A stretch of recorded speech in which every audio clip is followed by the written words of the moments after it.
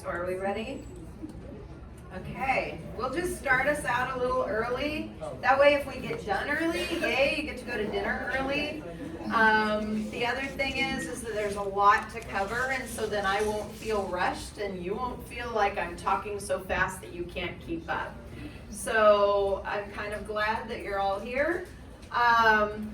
This is basically a trauma-informed care class. My name is Lori Cavender. I am the founder of a homeless youth program in Washington State, as well as a survivor of 3 different traumatic events. So what is a trauma? Basically, it is an injury that results in lasting mental and physical effects. And as you can see, there are many types of traumas.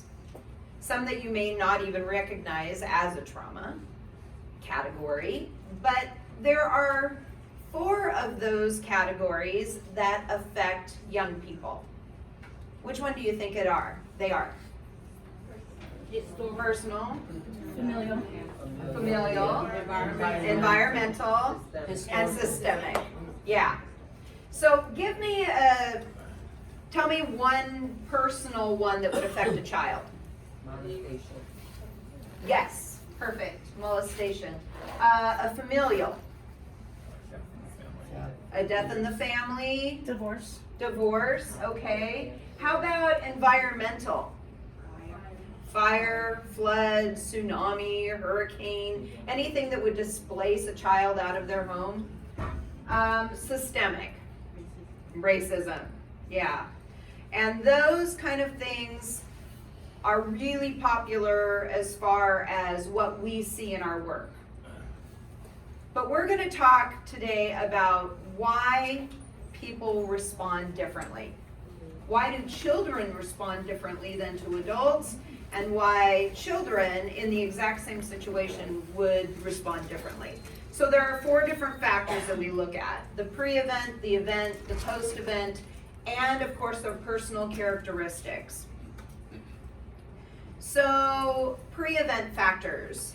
One of the biggest ones that we see is previous exposure to trauma and more abuse.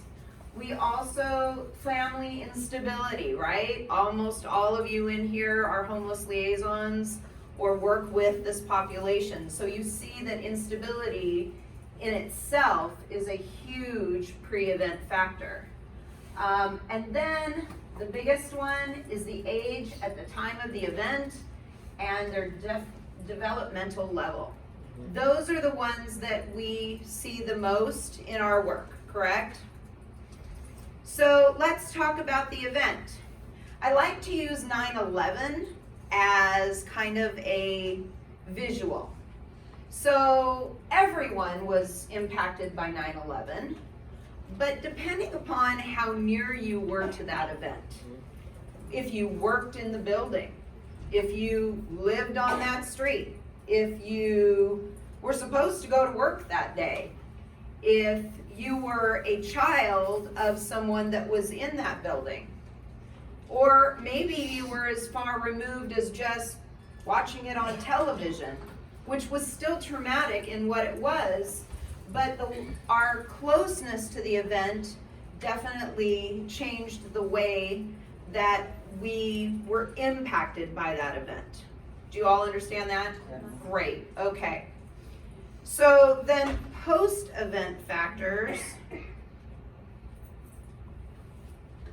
we have if they are absent for social support. Maybe no one is there to care for them after the traumatic event. Maybe there are legal implications and they have court that they have to go and testify at, or mom and dad are involved in the court system in some way. This can draw out a trauma and make it even more impactful. So I'm going to tell you a little story about Billy and Bobby. Billy and Bobby were both in a fire. They were twin boys. They slept in a bunk bed in the same house, in the same room. They were saved by the same firemen at the exact same time. They were taken outside and brought to a safe space with mom and dad. The next morning, Billy, super excited, is telling everybody he got to go and ride on the fire truck and he got a new teddy bear. Bobby is still crying in a corner and won't leave that spot because he's absolutely devastated. Now, why do you think that twin boys who experience the exact same situation would experience that so differently? Well, it really comes down to personal characteristics. So, depending on whether they are emotionally strong or physically strong, whether they have a motivation to deal with the trauma, or even if they have, they're the glass half empty or the glass half full kind of personality, you're going to see that children are going to respond to trauma differently just because of their genetic makeup. So today we're going to talk about all of these different impacts on trauma. We're going to talk about attachment, we're going to talk about biology, and how most of these young people that have succumbed to high levels of trauma have a lot of physical ailments, lots of doctor's visits, lots of things that they're dealing with. In fact, I had a young man in my shelter who was homeless from the time of 12 on, and by the time he was 16, he had a seizure disorder that was diagnosed. He had heart problems. He was on medication for that heart. He was seeing 6 doctors for numerous things. And this poor young man was only 16 years old. He now has a lifetime of things that he's going to have to deal with. So we're going to talk about affect and impulse regulation, disassociation. Of course, one thing that affects most teachers in the classroom, behavioral control. We're going to talk about cognition and self-concept and systems of meaning and sense of purpose. So we're going to start with attachment.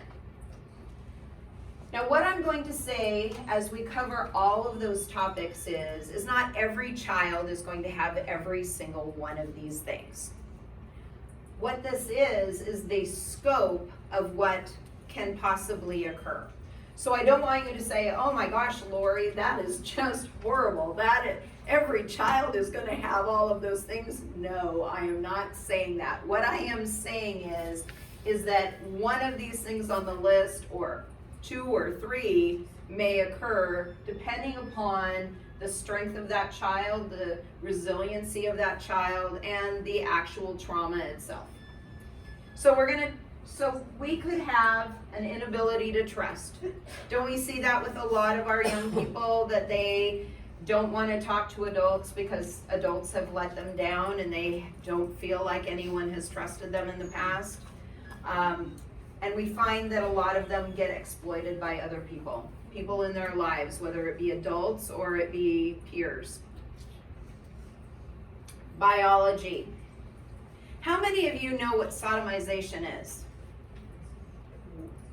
There's not a lot of you, but basically this is a diagnosed symptom, basically, of trauma, and it is where everything hurts. The skin even hurts. And that's hard for us who don't deal with that to really understand. It's not just like arthritis where your joints ache. This is literally every part of your body is in pain. And it is absorbed, that trauma absorbs into your body to create this. As I talked before, increased medical problems, problems with coordination and balance, the inability to feel pain while conscious. And then of course, we're going to talk now about the impact of the brain, which is really huge when we're talking about young people under the age of 18. So how many of you have taken the ACEs test? Raise your hand, raise it high. Okay, so a lot of you have. Some of you have not.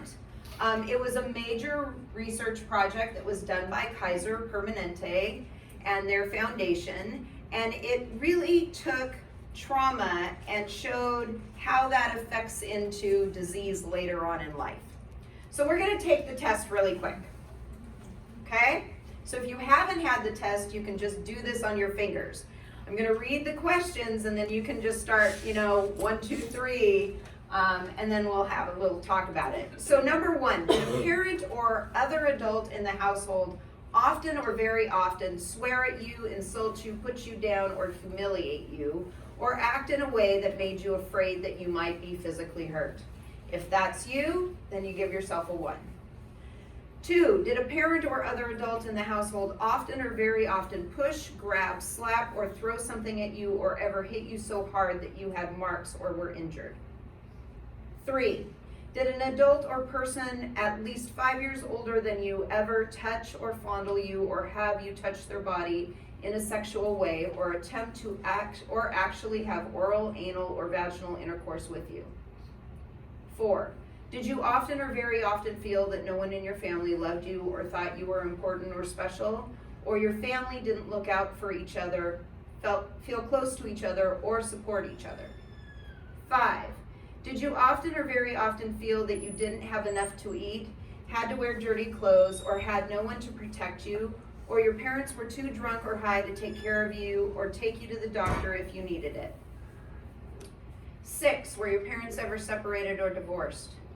7, was your mother or stepmother often or very often pushed, grabbed, slapped, or had something thrown at her, or sometimes often or very often kicked, bitten, hit with a fist, or hit with something hard, or ever repeatedly hit over at least a minute or threatened with a gun or a knife? 8, did you live with anyone who was a problem drinker or alcoholic or who used street drugs? 9, was a household member depressed or mentally ill, or did a household member attempt suicide? And 10, did a household member go to prison? Now, I do this talk across the state. I do this with a variety of folks. I give this training every month to all of our volunteers, staff, and board members of our organization. And I would say that the typical person ranges between a 2 and a 5. I have to say that most of the young people that we work with are 8, 9s, and 10s. And so when you look at this list and you seriously think about that, and you think about the fact that they're even getting out of bed in the morning and going to school and making it every day, that in itself is a heroic thing.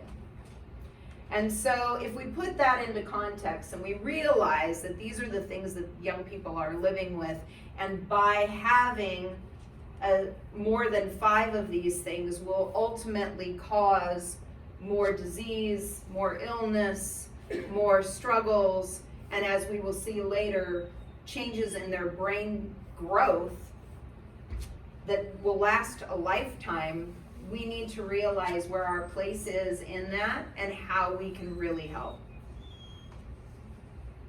So, affect and impulse regulation. Some of the things that we will see are problems describing how they feel. Problems with risk-taking as they get older. And then, of course, suicidal preoccupation. And then, of course, disassociation, loss of time. All those students that say, oh man, I didn't realize it was Tuesday. I didn't realize that I had an appointment. I didn't realize I had a homework assignment. I don't even know what day it is today. So then, as we move on, we have key developmental domains affected by trauma. And those we see in everyday occurrences. We see behavioral issues, don't we? We see poor impulse control, self-destructive behavior, sleeping and eating disorders, and then of course substance use. Excessive compliance, that one always cracks me up. Out of the 1,500 young people that I've served in the last 10 years, I think I've had 2 with excessive compliance. They just want to help me and do everything. The rest of them are all oppositional, right?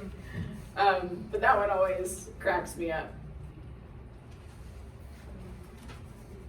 cognition. We see learning difficulties. We see the ADHD, which is actually, they're saying now more and more, that trauma and the effects of trauma are what we're seeing more than actually ADD and ADHD.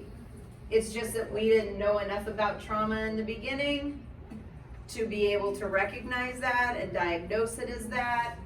But that's why there's so many young people that in the past were diagnosed with it, and we're just learning more and more and more about trauma and how that affects the body and how that affects learning and growth.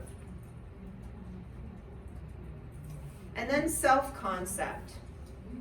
Self-concept and systems of meaning are the hardest ones to talk about because we really can't change their minds. They are the only ones that can change their minds. We can love on them, we can support them, we can do everything we possibly can for them, but if they feel hopeless and helpless and they don't see a future, we can't prove that to them. Because what's happened? In the past, they have seen nothing but problems over and over and over again. So that's their reality. You can show them that there is this great future out there that could be theirs, but to quote the words of one of my young people, why would I put in the effort to get a job and fall in love with that job if it's just going to be taken away from me? What do you say to that? How do you answer that? How do you say to a young person, but this time will be different, and actually have them believe you? That is where our jobs are the hardest, is being able to say to these young people that despite your hopeless and pessimistic attitude, there really is this bright future out there. So what I'm going to tell you as we go through this conversation together is when there is a young person and they have this hopeless, pessimistic attitude, a goal that's huge is not a good idea. You want to start with little tiny things. You want to start with little tiny goals. So today's goal is to turn in your homework on time. Tomorrow's goal might be, let's do that again. By the end of the week, maybe the goal is, let's get an A on that test. And then do this every day, every week, every month until they get close to graduation, because I'm sorry to say, but you probably all know the graduation, they will self-sabotage. They'll get this close, and then they won't turn in their homework for 2 weeks, or they won't take their finals, and then, oh well, I gotta stay in school again. Because I've been in school, I know how school works. I know nothing about the future. I know nothing about what's beyond graduation, and I am so scared of that, I am gonna make sure that I don't even see it.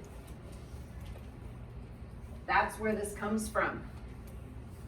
We really need to be working on those baby goals, supporting them daily, walking with them daily, being with them daily, and I am sorry, I know you do not get paid to do that.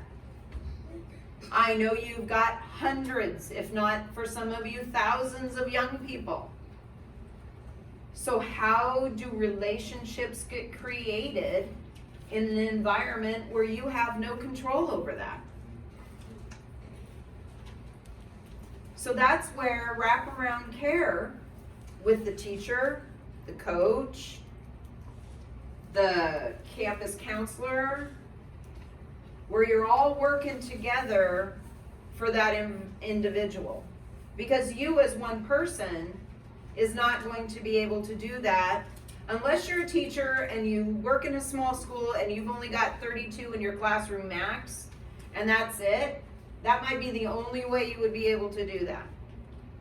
But if you've got hundreds of young people and you are the social worker in the school, you're not going to be able to have that appropriate relationship that we're talking about here, to be able to have daily goals and be able to meet and do those things. So figuring out your game plan, going to the school and say, these are my top 10 kids that I don't think are going to graduate. Because these top 10 kids have high level of trauma. So we need to figure out a game plan for these 10 kids. We need to figure out who's going to be the one person that's just going to connect with them every day to make sure they're at school, and who's going to be the people that are going to make sure that the homework gets done, and who are the people that are going to be the on call when you get that phone call that, you know, something bad has happened. That's where we, as that system of schools, sometimes fail, right?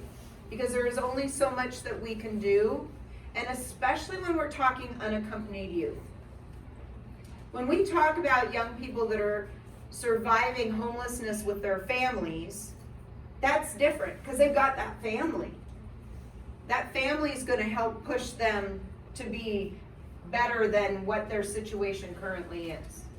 But when you have unaccompanied youth that are surviving on their own, that are dealing with this on their own, and they have no family, school is their family. We see every single day these kids that shouldn't be going to school over all of the trauma that they've had, but they go every day, and then amazingly they are in the top of their class. Why is that? Because it's something they can control. It's something where their mentors are there every day, their friends are there every day, their only meal might be there every day. So to basically make sure that school for those unaccompanied youth becomes family for them, so that they feel supported and they can go towards graduation. You know, let's talk about the average teenager. Okay? Average teenagers are just as much a handful as those that have complex trauma. Middle schoolers even more. And that's because they're going through all of these brain changes. Somebody said once that a high schooler and a middle schooler are really like toddlers and infants. The way their brains are growing and absorbing information and pushing back for individuality and to do it on their own, right? So if we know that, we really should know more about what the brain does and how teenage hormones and brain development work on top of the complex trauma that we have, right? So during an adolescent's brain growth, we are seeing that they're learning about emotions. They're learning about social engagement and about relationships and who they are, identifying themselves. Novelty and creativity are formed during this time. We also know that we have the learning of composing their impulses, controlling their impulses, figuring out what's inappropriate and not appropriate behavior, learning how to fulfill an activity at the end, not just drop it in the middle, and being able to shift their behavior when the situations change. And then, of course, providing a temporary mental workspace for working memory.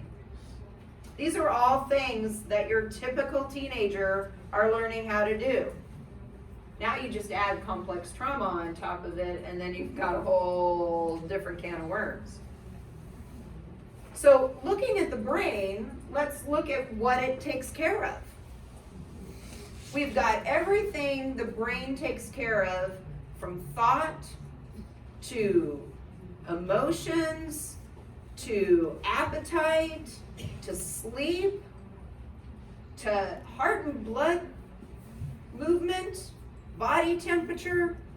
We have all of these things that our brain does. We don't think about it, right? The brain does that for us. We don't really sit down and really think that, if I can't sleep tonight, that's my brain. We usually say, oh, well, it was because my bed was uncomfortable, or, there was noises outside, but really your brain is what controls your sleep. We don't think about these things.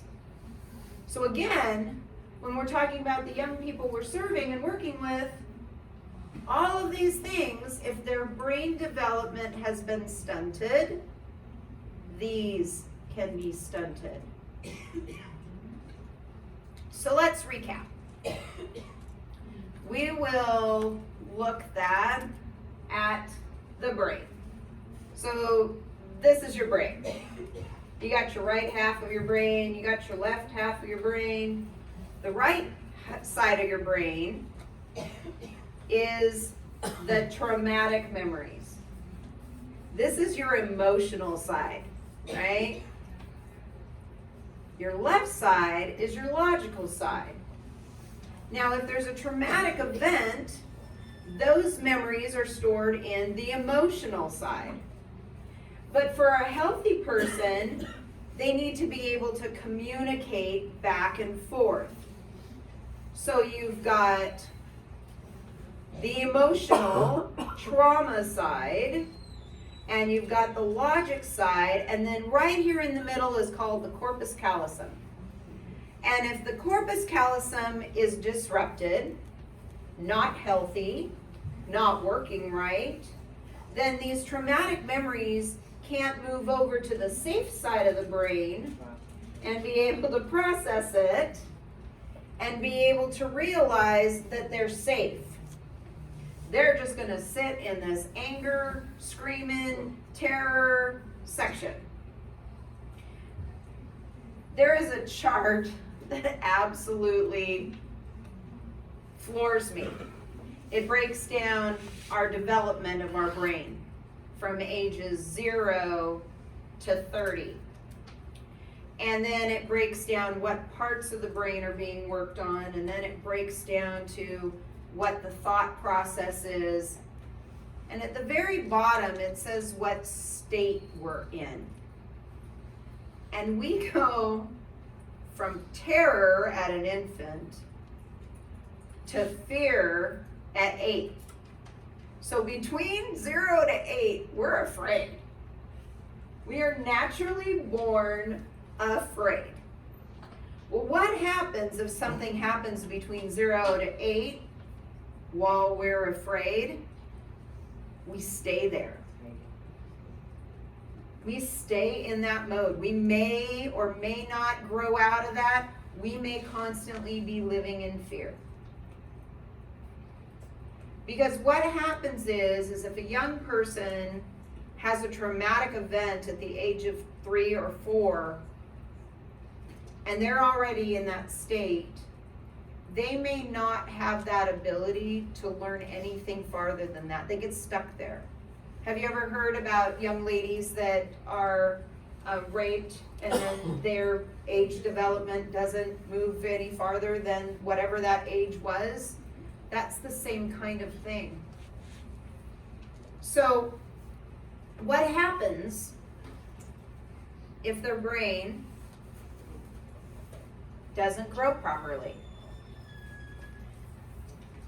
So this is a really sad slide. You can see that one of the brains is a controlled brain, a healthy brain. And the corpus callosum right here is nice and squishy, nice and thick. That means that the right side and the left side are properly communicating with each other. And then you have this neglected brain that has physical abuse and sexual abuse on top of the neglect.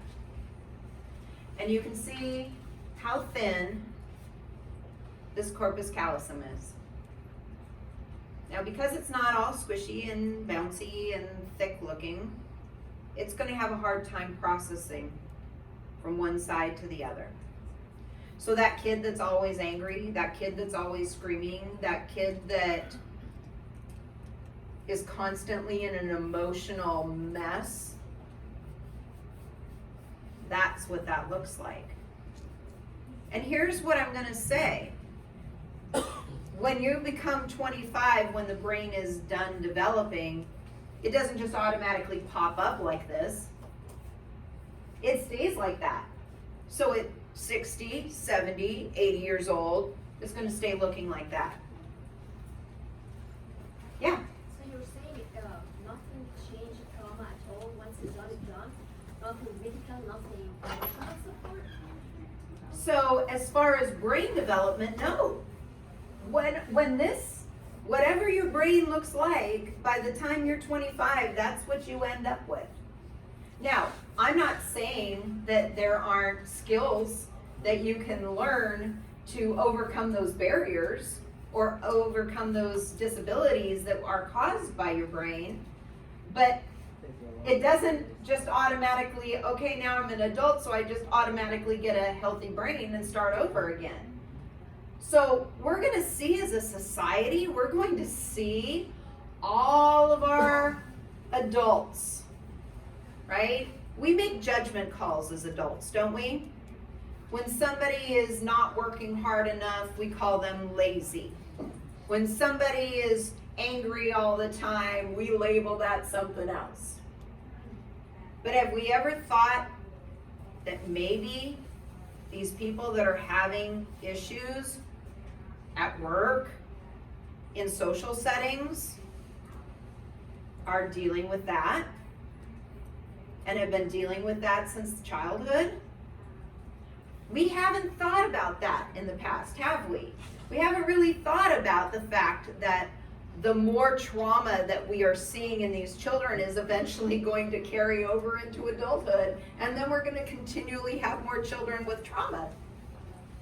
We're going to end up being a society where nobody's brain looks like this.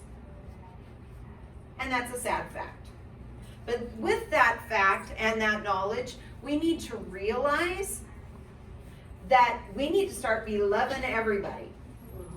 Right?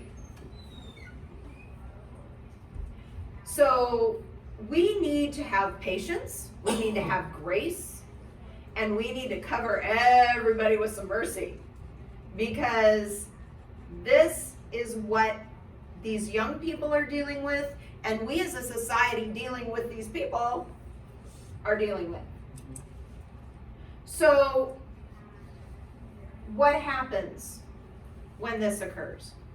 So my daughter has a traumatic brain injury that she sustained. So she's kind of got the same kind of thing going on in a different kind of trauma. Hers is more physical and not emotional. But regardless of that, she's working on this side, not on this side. So what does that mean? Well, that means our house has Post-it notes everywhere. Don't forget to brush your teeth. Don't forget to shower. Take the dog for a walk. Lock the door before you leave. She goes to class and she takes her phone and she takes a picture of the board so she can remember what her homework is. We went years before we found out what was going on that she'd say, I don't have any homework. Well, in her little happy world, she didn't. And it was funny because, she was so happy. Her emotion was happy. She was blissfully happy in her world. Everything was perfect. There was nothing ever wrong. And that's great, except when you find out that blissfully happy Anna is just going around and not realizing that there's homework to do and tests to study for and all of these things. So there are ways that we can create some skills to help these young people along that might have some of those deficits that we've talked about earlier, right? There was a whole list. So what does that mean for us? It means trauma-informed care. So the core principles of trauma-informed care are safety, both their physical safety and their emotional safety. So is school safe? Is your office safe? Is the space in which you're meeting with that young person safe? Does that young person feel like they can't get to the door? Do they feel boxed in? Or do they know that they've got a way to get out if they need to? Trustworthiness. Now, in my organization, the number one rule is you never promise anything. Ever! I made that mistake once. I have multiple sclerosis, and so some days I have a really bad day and I can't drive. And I had this young person that I'd been working with for years, and I said, I promise I'm going to take you to the doctor next Tuesday. Well, guess what? Tuesday morning I woke up and I wasn't able to drive. So I found a volunteer. That young person already knew that volunteer. It wasn't like it was a stranger. I called him up and I said, I've got so-and-so taking you to the doctor's appointment. And he says, what? You promised you'd take me. And I said, well, I can't today. I can't drive. I had an attack.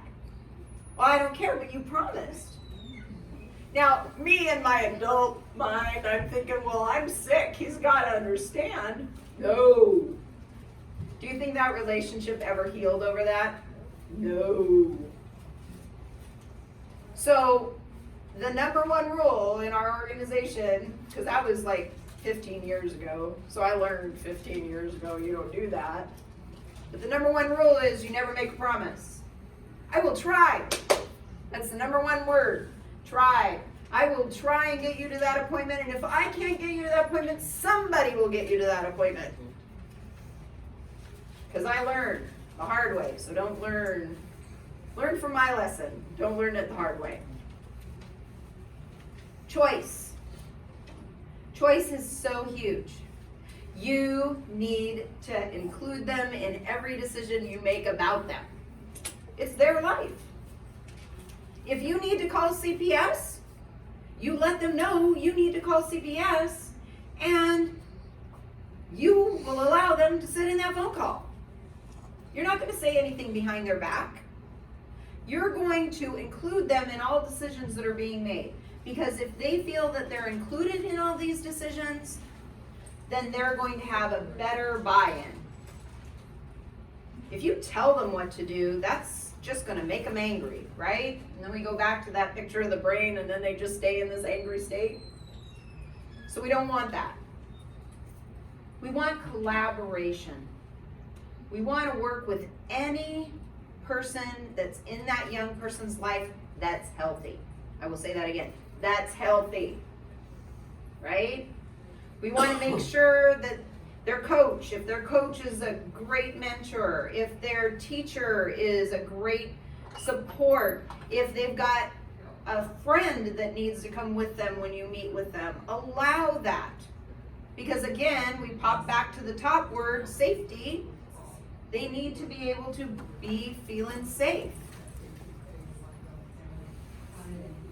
So collaborating with all of those different departments, all of those different individuals, we need to make sure that those kids are feeling like we have their whole team. That wraparound care, that whole wraparound care. We want to be forward thinking. We need to think outside the box. We are such system people. We need to break that. We need to think about what's best for the young people we serve. We need to think about what's best for their environment and their current situation. Because, student A that you did and you did so great with and had these extra successes is not necessarily going to transfer to student B. Right? They're not cookie cutters. We can't say, okay, this one is shaped exactly like this one. We're going to do the exact same thing for this one. It doesn't work that way. We have to tailor with them and make it individualized. We need to meet them where they're at. And of course, in context, right? Their situation, their current time, what's going on in their life, recognizing that, yeah, they may not get that homework assignment in because they're moving for the third time. Or they're living in a car and there's no light at night for them to study. Or even more so, they have no access to an internet, which I don't know why we've all gone to electronics. Even my granddaughter now is learning spelling on the computer. They're not teaching her to sign her name. They're not teaching her to write out spelling words. Lord help us if the internet just completely goes off and we don't have it anymore. We would not be able to function. So we need to be mindful that our young people, our students that are living in homelessness, might not be able to do the things that other young people are able to do as easily. So when we have a trauma-informed environment, we need to make sure that we take the trauma into account. We avoid triggering or re-traumatizing that young person. We figure out by conversation what those triggers are. Or if we recognize one, we call them out on it and say, hey, that bothers you, doesn't that? Because the young person might not be able to describe their feelings, but we're going to catch it. We're going to know when that young person is uncomfortable when you say a certain word or you do a certain thing. I've shared this story at many NACCE conferences, but I'll share it again. There was a young lady that came to one of our support groups, and she was the very first person to arrive. The room was very sparse in furniture. It had a table with punch and cookies on it. Now, when I said punch, this is a long time ago, right? I'm old. There's some chairs set up for the meeting, and that's it. Myself and one other person in the room. Did I say that there were cookies on the table? She walks in, she screams, blood-curdling scream, runs out of the room. I go and I sit with her, and after quite a long period of time, she finally, through sobs, says, "The cookies." And I said, "What about the cookies? There's lots of cookies. You can have a cookie, you can have 10 cookies, I don't care. They're Oreos." I said, "Okay." She says, "That's what Daddy would give me after he would rape me."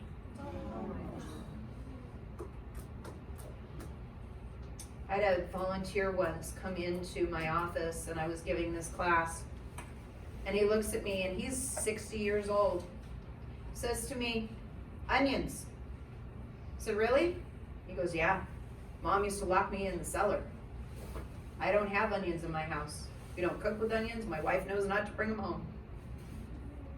These are real. These triggers are real.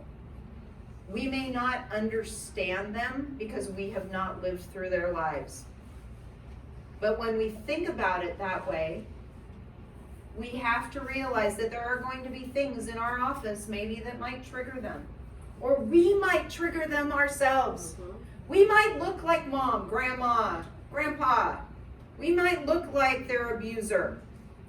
We can't change that. But what we can do is if we are a trigger, we find somebody else to work with that young person. We cannot force a young person to be traumatized over and over again and re-traumatized because we happen to remind them of someone. And call them out on it. "Hey, you look uncomfortable right now. Is there something about me that makes you uncomfortable?" Throw it out there. Maybe they'll say no. But it might be your perfume. It might be your necktie. It might be your hairstyle. Who knows? But you be the person to call it out.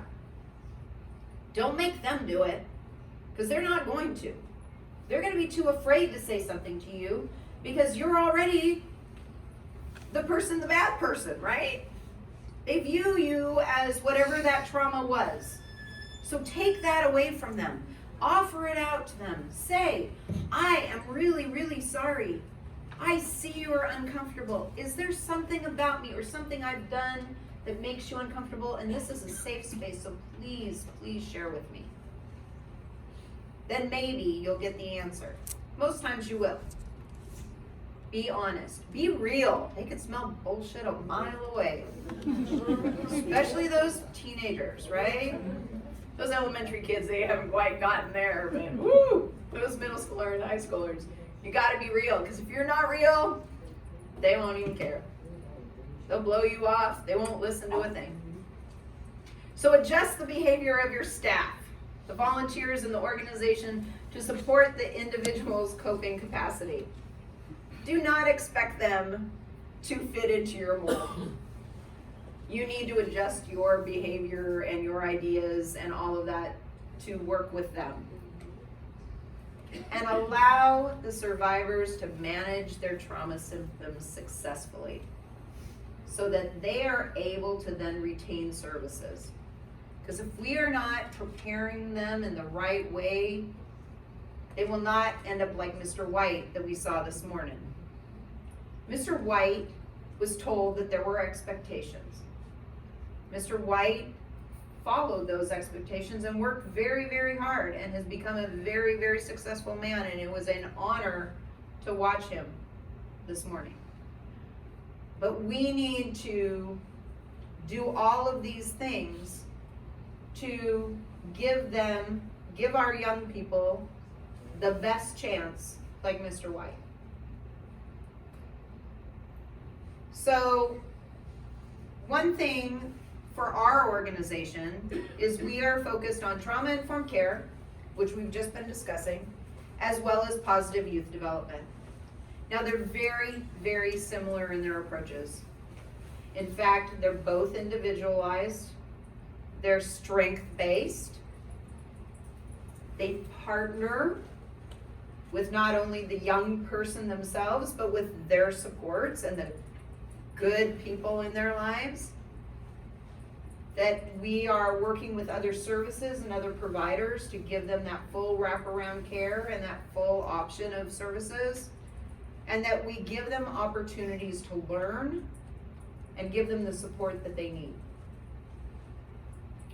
So one of those interventions that we talk about is ARC. ARC stands for Attachment, Self-Regulation, and Competencies. So let's talk about attachment. Why is attachment important? And who are we trying to attach to these young people? We want them to feel like they've got a family, that they've got a community, that not only in the school, but their life as a whole. We are talking about the caregivers in their lives. We want to lift that up. We want to encourage our young people to use those people in their lives, to lean on those people that are safe, to support all of that that's going on. So some examples of potential issues with attachment are being needy and demanding things right and left, right? Or isolation. You know, I run a youth shelter. We have 32 beds for youth experiencing homelessness ages 18 to 24. I also have a host home program.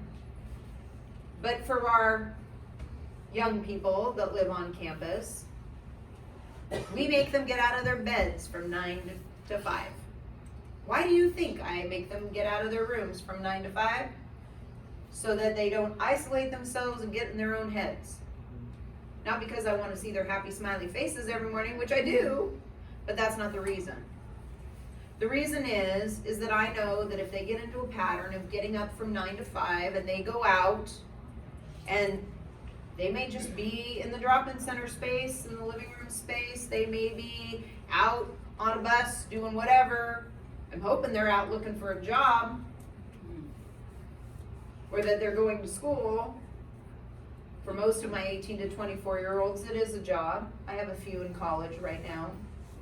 But that's kind of the thing, is the point is not to allow them to become isolated. It doesn't even give them that option because I'm making them get out of bed. In fact, I don't make them get out of bed. We actually have a staff person that plays revelry with his trumpet every morning. And talk about a trigger, that is a trigger for me. In fact, it was pretty funny. So I grew up in a military household. Teenage girl that when she got in trouble had to do squats against the wall. Now, I had to wake up in the morning to John Philip Sousa. For those of you that are old enough to know who he is, he was the marching band for the Marine Corps. And he would play, my dad would play that music. So as soon as I heard that music coming out, I ran out to there to the staff and I said, "What the heck do you think you're doing? This is a boot camp." And he says, "They all love it." And I was like, well, dang it. That means I gotta listen to it every morning. But that for me was my trigger. And so I've just had to get over it because I know that if the kids are liking it, then that's fine. But I was so ready to protect them. I didn't want that to happen because I knew how that made me feel. And for them, that didn't occur. So I'm supportive of what works for them. So let's look at self-regulation. So not only are we creating the circle of loved ones for those young people with their caregivers for attachment, we're now going to teach them how to self-regulate and how they can learn how to share their feelings, to be mindful of others, how they can be in their own body and be okay with that. So some examples of challenges in this area: hypersensitivity to physical contact. Funny story. I had a young person, and anytime a staff person or another kid would walk near them, maybe brush the back of their chair, he was up and ready to fight. And we had a drop-in center that was very close to a senior living facility. And all of our kids were getting jobs there. And he says, "I want to interview for a job there." And I'm thinking, old people like to grab, right? Old people like to reach out and touch, and here's a kid who can't even let anybody walk by the back of his chair. I'm thinking, ooh, this isn't going to be good. So I called up the hiring person and I said, "So I've got this kid, and this kid really wants a job. And I really think that he should be able to interview for this job." And she says, "Okay, you just have him come in. We'll meet, we'll have a conversation." She gives him the job. He lasted at that job for 3 years. So in year number 1, I asked him, I said, "I'm just curious. I would love to know why it's okay for you to work at the senior facility when everybody reaches out and grabs you and touches you, and why you can't even be in the drop-in center and somebody can't come near you." And he goes, "Easy, Lori." I said, "Okay, explain." And he says, "First of all, I'm a lot stronger than them. And second of all, I run a whole lot faster than them." And really, truly, that's what it came down to, right? He felt safe there because he was more powerful and he was more able to run than they could. So his safety was not an issue. Whereas in the drop-in center, there were people that were bigger than him. There were adults that were bigger than him. There were kids that were bigger than him. And that was the deal. The deal is he was stronger and he was faster, and so that made the senior living facility okay. So competencies, this is the last one in the ARC interventions, is giving them the skills, giving them the ability to see a future, giving them the opportunity to succeed, giving them all of those basics, that's what school is for, right? So some examples of challenges to this, right? that hopeless outcome that they seem to think is on the horizon. Their lack of meaning and their sense of purpose is gone. Their low self-worth.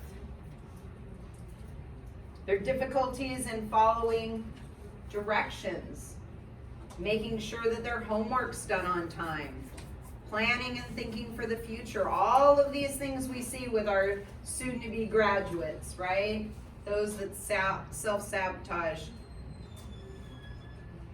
So let's talk about how we help. What are some of those examples of deficiencies that we see? It's the homework, right? It's the tests.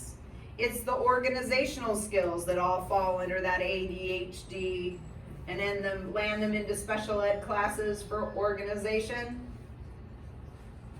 And then as they get a little older, that budgeting, that banking, that shopping, that cooking, the job applications and the interviews. For our organization, we do all of that. It is amazing to watch kids. I have to tell you a super, super funny story.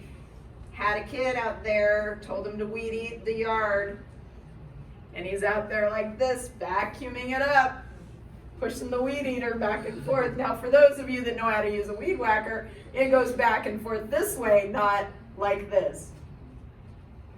Who would have taught him? Homeless from the age of 12, my young man that has all of those medical issues. So we teach them those things. We teach them how to wipe down a counter. It's amazing all of the things that they do not know.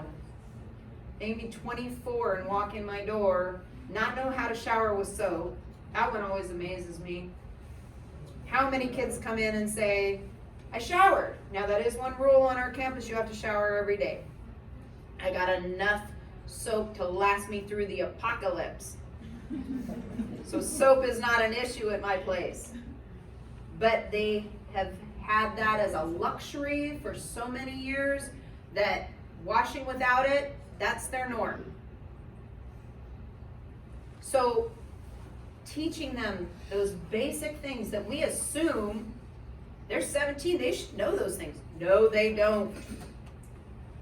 And they won't tell you they don't. They'll act like they do. I love the young man, same young man with the weed eater, sucking up water in a regular vacuum cleaner. I can't tell you how many vacuum cleaners we've gone through.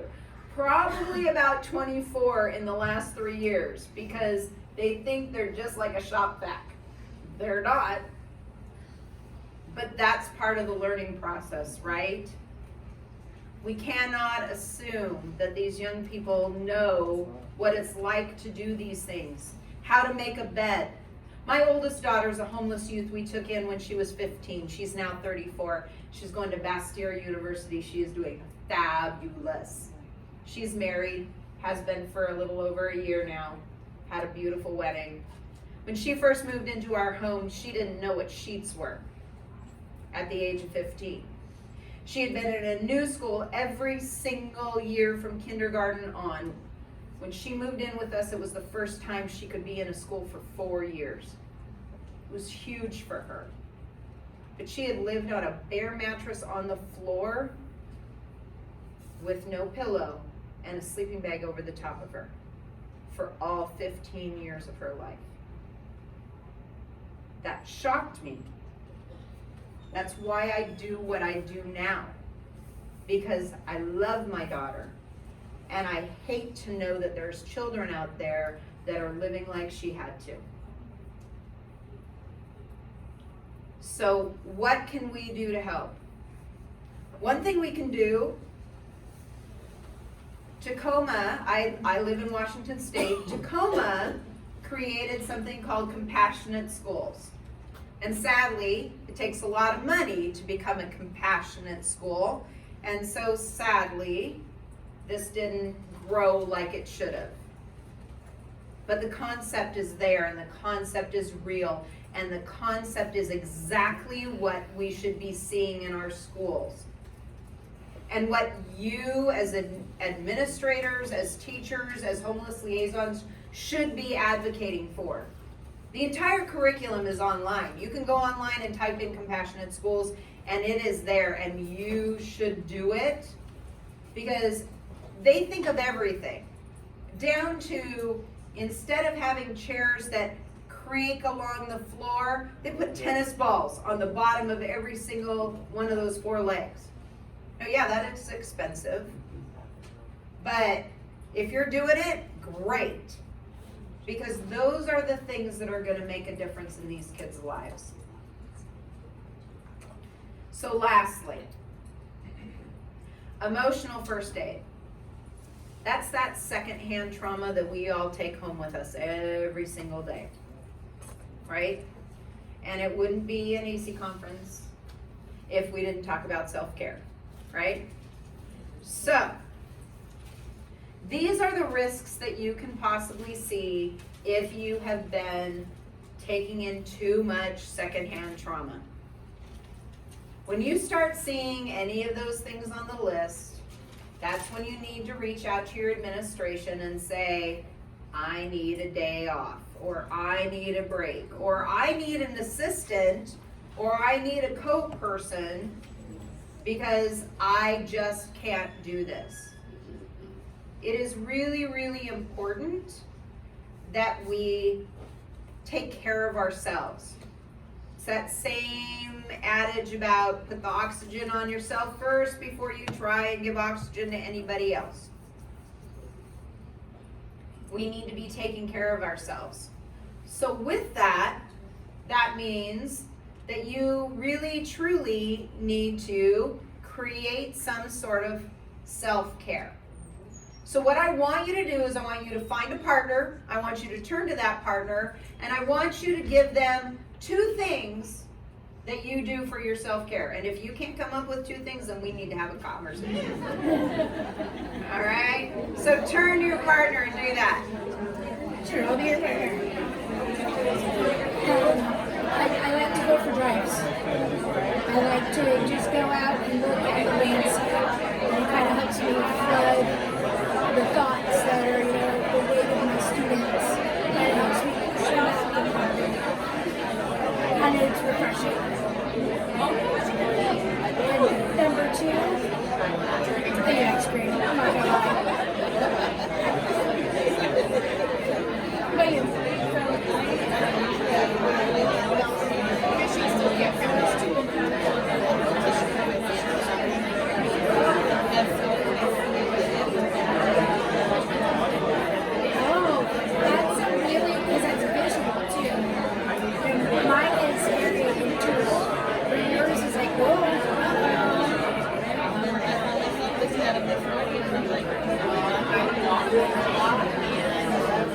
Yeah.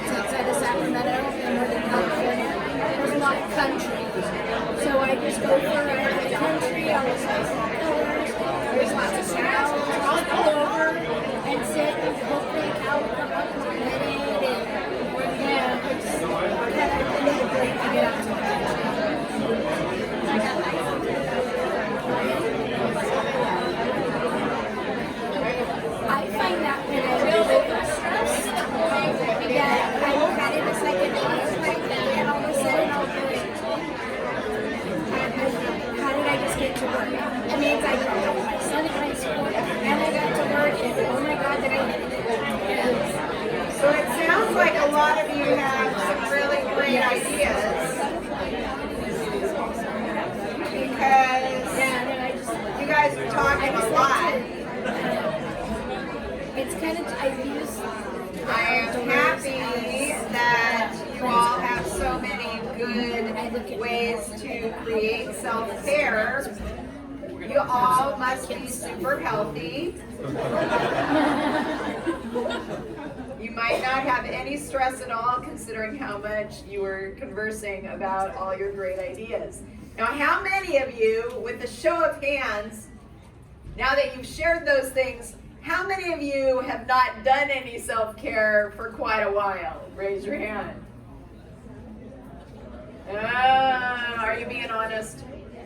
Okay, good. Then you are doing fabulous. So what I want to do now is I want to thank you for your time, your hard work, your enthusiasm, your patience, and your discussion with each other, and your willingness to make a difference. What we're going to do now is I want you to look to your opposite partners. So maybe the opposite direction in which you met someone. And I want you to discuss with that person what you're going to do when you get home to make a difference for those young people in your lives that have trauma. I'm going to give you about 5 minutes to do that. You don't have a button. So spend.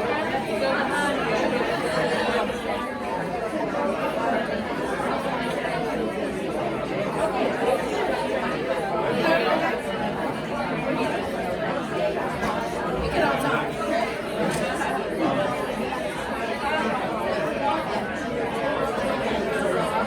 He gave you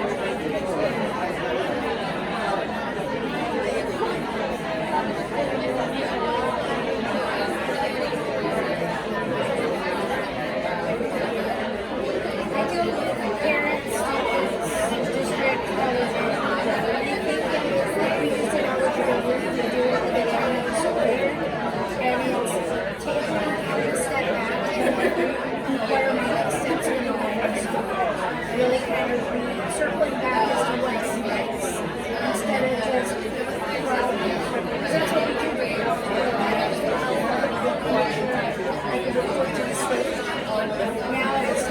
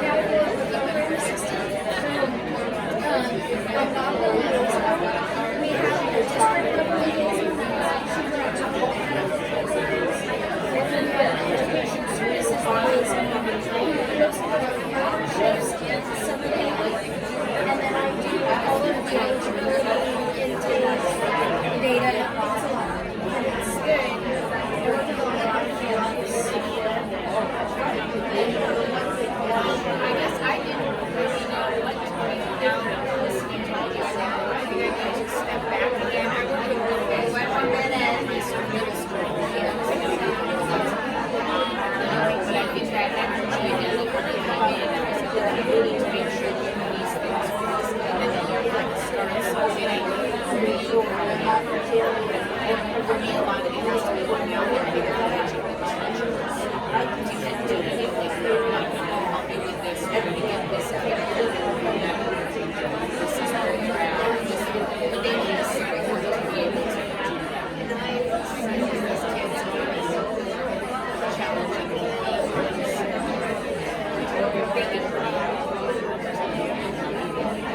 And I think I need to really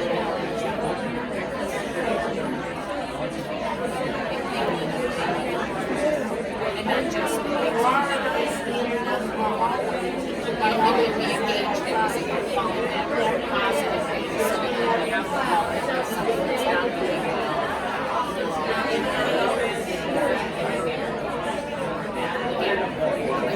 try to be all that energy it makes still especially going into the holidays. We try to think of it Okay, so we're gonna circle back in, and I wanna take this moment to ask if anybody has any questions.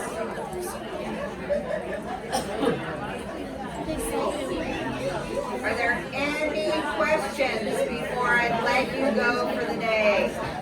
Oh, I didn't even have to use my slides. I do have business cards up here if you want to call or email me later if you have questions. But I am more than happy to take a few right now. No? Everybody's good? All right. Well, enjoy your evening. Have a great time. Don't drink too much because y'all got to get up early in the morning. Thank you. No, don't get up as early as Very welcome. I'm on Woodby Island. Okay, so I am volunteering too. So at the last conference, I won the big prize, which was the free admission and Tuesday. And because I know that, I mean, it's their organization, but because of that generosity, I wanted to offer my services to them and help because I know what it's like to host big events and how draining it is. And we Email me later. volunteers. All right. I need help, so yeah. Where are you from again? Colorado. Denver area? Yeah. I love it. In a past life, I used to travel there all the time for work, and I just, I had my heart. I just enjoyed it so much. Okay.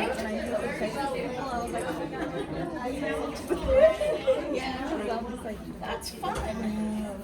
Yes, I am a mental health Yeah, I have family in Texas. I love Austin. It is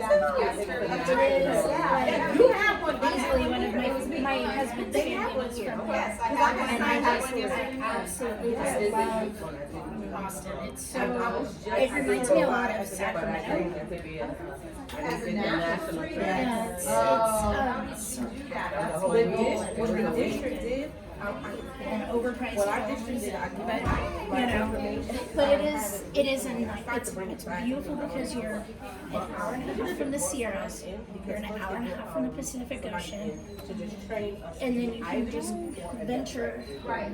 So then once they did that, they said, you know what, we need to train every Oh, ounce so of our you're staff. just a national trainer, Okay. not a national trainer. Right. That's what I thought, okay. But, But you know, they don't go. I haven't been yeah, to DC since I was 13, so Information I have. not that we're gonna go to that. yeah, I our whole want, office that's my got to next goal, is to So just our go clerk, around the nation. who does and intakes do too, that and works with the families, Yes. we all have like our I roles, but all of us can do the work, giving that which is class. nice. And I went to Yeah. a I mean, there's things that are definitely my role for our and state. my arena, and there's things that are, we're not gonna have our shooting watch or build all these partnerships or do all these things. And we're, but it's good. They're bringing uniforms. It was a pleasure meeting you too. But you know what, the tangible is so much more powerful. Because a lot of them, you know, when we first started this thing, you know, we all became so remorseful because how many times you put your devices on them? Oh, yeah. It's like, oh my God, I made them feel worse than what they felt before they came in here because you're hearing all of these different terms that you use on a daily basis and don't even realize what you're doing to them. Yeah, it is. You'd be so surprised. What you would consider casual conversation is like literally taking that kid and ripping it to shreds. And you just think you just had a regular casual conversation and you had a pure heart. And it's not that you meant anything malicious by it. But you didn't know who you had in front. That's right. I was sitting there, I was like, oh my God, some of the terms that was up there. And it made me so alert, the mental health training. Yeah. Because when I saw it, I was like, oh my God, like how many people do you have here that are rape victims? That had traumatic event, and when you sit there, how many times do you wish that was not true? You don't know our audience, and self-care is the best care. I care for others, I care for myself so I can care for others. Well, right? thank you. No, serious. You heard the same thing, right? I care for myself so I can care for others. That's right. Yeah. It's so empowering. Somebody told me that, yo. I just wanted to comment on your slide about brain development. Yeah. So there's actually Oh, she had to come to us because we ain't going to process even in adults, so that that adults can still show like their brain. You know the right thing. That's right. There was research on taxi drivers in London that the part of their brain responsible for navigating and things like that is actually I know about the part of the brain. working with monks who meditate, that their brain chemistry is also different than people who don't because they're using it so much. Are you still recording? Yeah, so that the brain can continue to change and develop. Like, I just went fast. That's good. Yeah. Lori, should I stop it? Really change. What? Oh, yes, please. Sorry.